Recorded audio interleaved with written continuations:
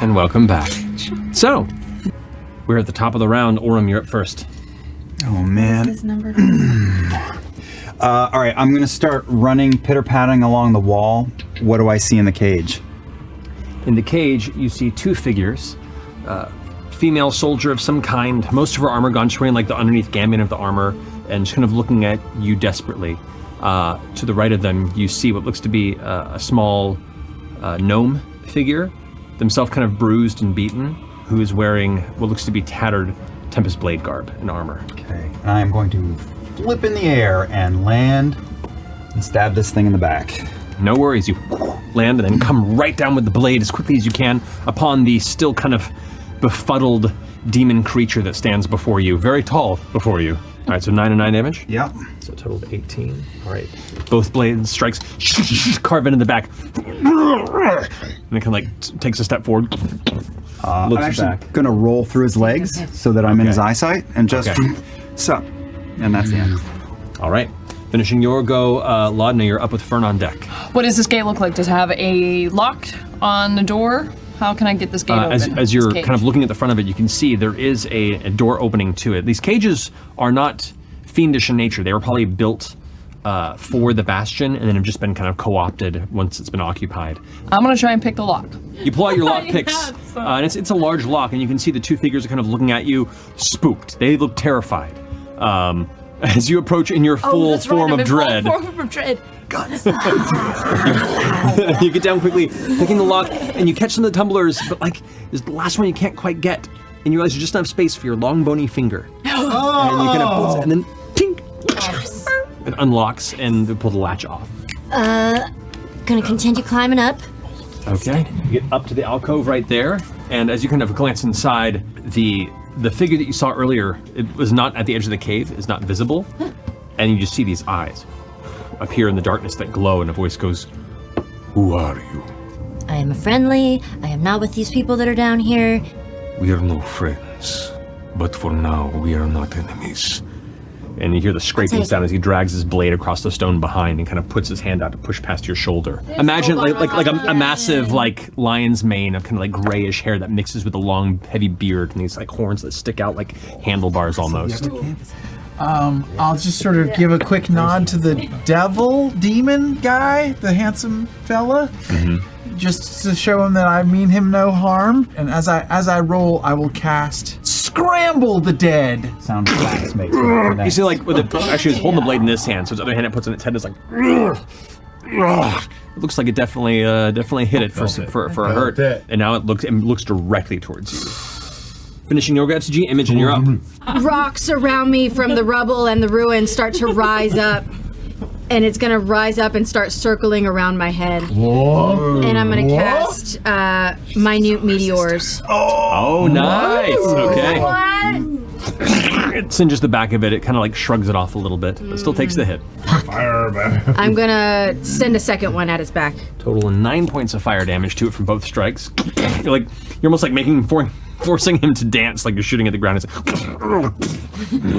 The winged entity over here that walks past Fern drags out its blade, and you can see it's this massive, like, curved-looking saber that has these like barbed hooks in the front and this blackened metal glance about it as the wings expand, and it goes into a dart, full-on flight. Whoa! Down to that creature and arcs upward with its blade. What? Attempt to strike it. 27 points of damage total from that strike. On one strike. 33 points of damage. On the second one? Yeah. Wait, how much? That's 60 points of damage and 2 slashes. Yeah, from that sword. Should we just let him do it? Yeah. And you know what? Actually, he's going to go ahead and expend a second level slot to Divine Smite that. Double pally. For 3, because it is a fiend, it's an additional D8. So on top of that, it's another 24 points of radiant damage. On top of that, the large winged beast that takes the hits as it strikes across the second blow of its blade around to the center.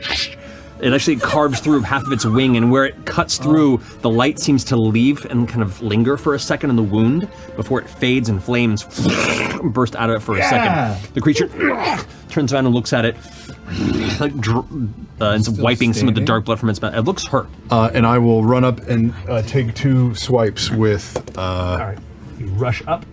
Take turmoil. Go for it. As you rush up with turmoil and carve upward with your first strike of the blade, the scythe carves through its upper torso. As it splits open, black demonic blood sprays out and seems to just dissipate into black smoke in the air before it impacts much around. And as it crumbles into ash and falls to the ground, spilling. Nice. Oh, 1 down. Nice. Oh. Nice. and give the old wolf nod towards the guy with the wings, like.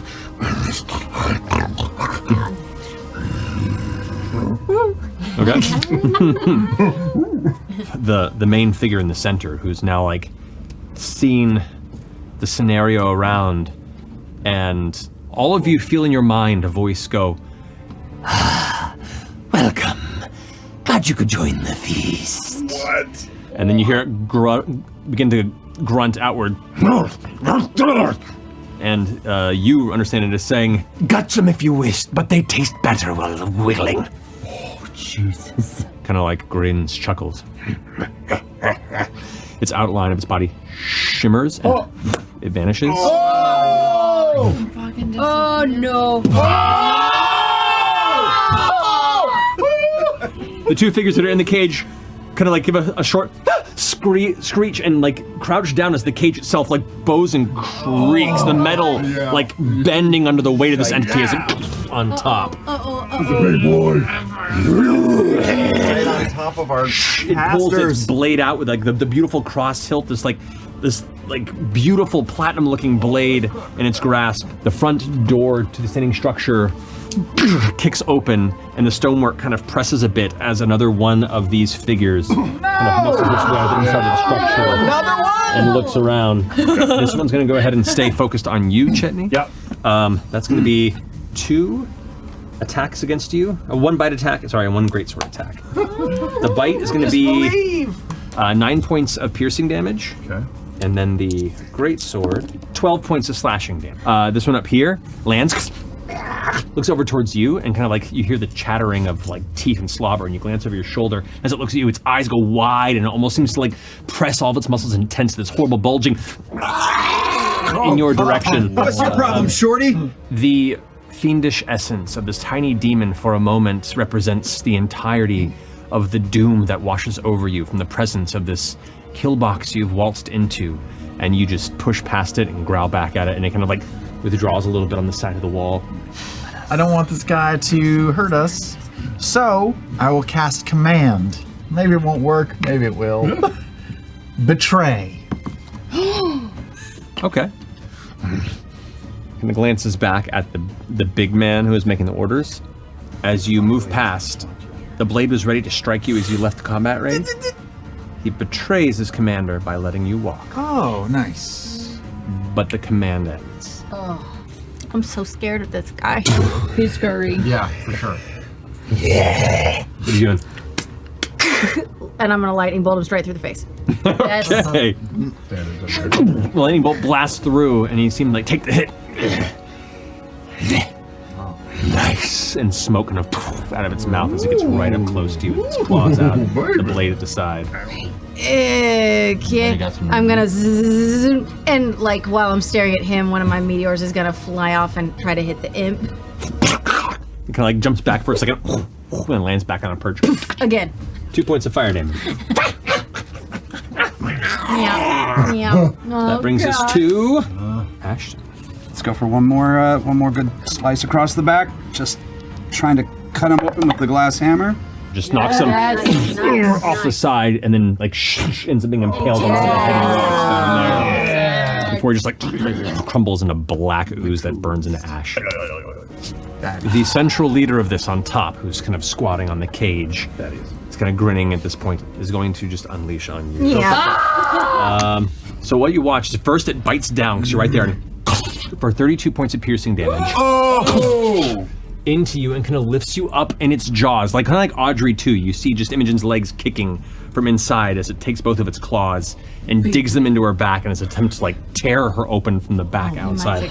So Laudna, all you see is this creature loom down a shadow, and then Imogen is gone. You hear muffled screams and just a spatter of blood across the top of the tower before she slumps down into the ground, pulling herself free from its grasp. You definitely hear Laudna go, no! You I'm right are in also front of the cage, too. splattering. See, dead. That finishes its go. Now the other individual's gonna go. The one that's over there is gonna go ahead and make a strike at both of you. The curse with inside swells, and he just detonates outward, spending innards out into the ground before it crumples to the ground like a burst water balloon in slow motion. Do my part. The fiend ally, the moment kind of flying overhead, looks down at you. Well done. Now, the big one. Do not give me yours. What's his name? All right. This one, however, no. gonna step up onto here over the two of you as it brings its blade down onto you. And then as it pulls the blade back, it tries to reach to grab and bite you into its jaws, and you just kind of duck out of the way, and its claws scrape across your metal exterior, no impact. Amazing. Orm just under his breath says, fuck this, and he's gonna leap up and cling onto the side of this thing's leg, and I'm gonna start hacking at its sword arm, and I'm gonna cut that blade out of its fucking hand. As you carve, slash repeatedly into the wrist, it pulls its arm away with the blade and looks like it's getting ready to strike. As it breaks its arm down towards you, you put the blade up and end up cutting through two of its fingers. And as you do, it pulls its hand back in pain. The fingers kind of arc off and burst into flame and dust while the blade slips out of its grasp. Okay. Then I'm gonna push off of its leg, pull up Imogen, and swing her around and trade places again. And then I just look to Laudna. Get her out of here! Okay, I got a plan. We're all gonna take a little bit of damage. I'm gonna grab the metal cage and I'm gonna channel the shocking grasp through it. You reach over and grab the cage, and as you try and pulse through the metal, as it rockets up into the top, the entity kind of reaches over and grabs the nearby stone, seeing what you're trying to do, and just grounds it back into the stone. Wow. Am I able to run and grab Imogen and throw ourselves over the edge? You're still standing. As you run from beneath the cage, it's something to shock and kind of chuckles.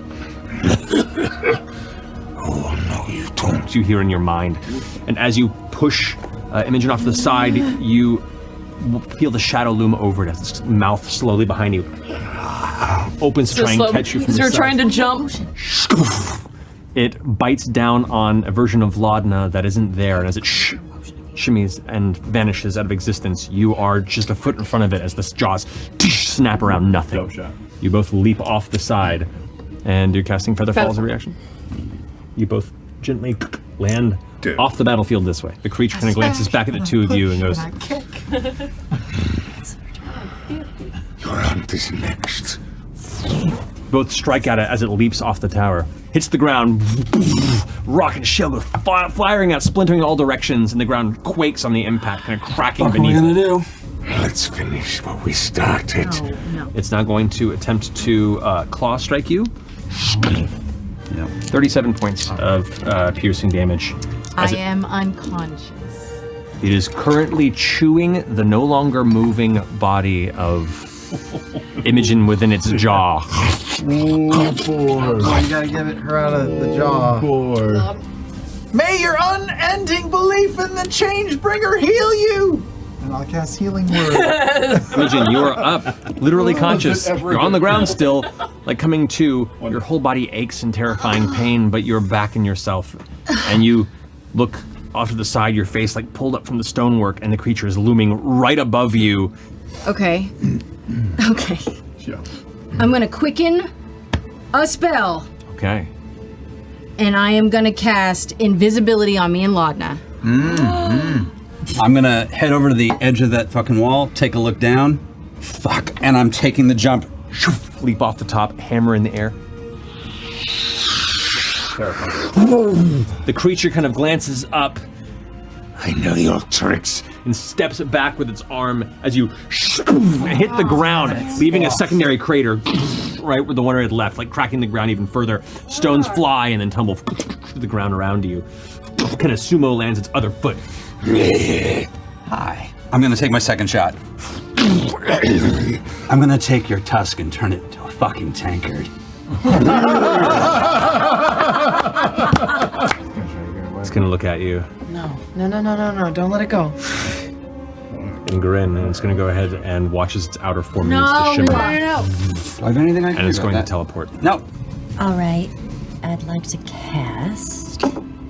I'm gonna cast Blight again at 5th level. It starts flying up a little bit, kind of looks at the weird, like, glittery energy around it, looks back at you. And it's about to take off into flight as its wings suddenly get pulled back and it falls to the ground. And you watch as these, like, black vines reach it from the ground. I mean, wrapping around it like it's tethering it to the floor. As it kind of like gets pulled down, you hear in your mind, I'll find you. I'll kill you. I'll eat you and wear you. and right at that time, the vines are digging into its body, and you see it like digging under its skin and its flesh, and it's tearing through in places before its eyes go to like a pale, sickly white, and then suddenly the vines just tear it apart from the inside out. Slivers of it splash onto the ground and then burn away into smoke and ash, leaving just like chunks of Tuscan bone on the ground behind.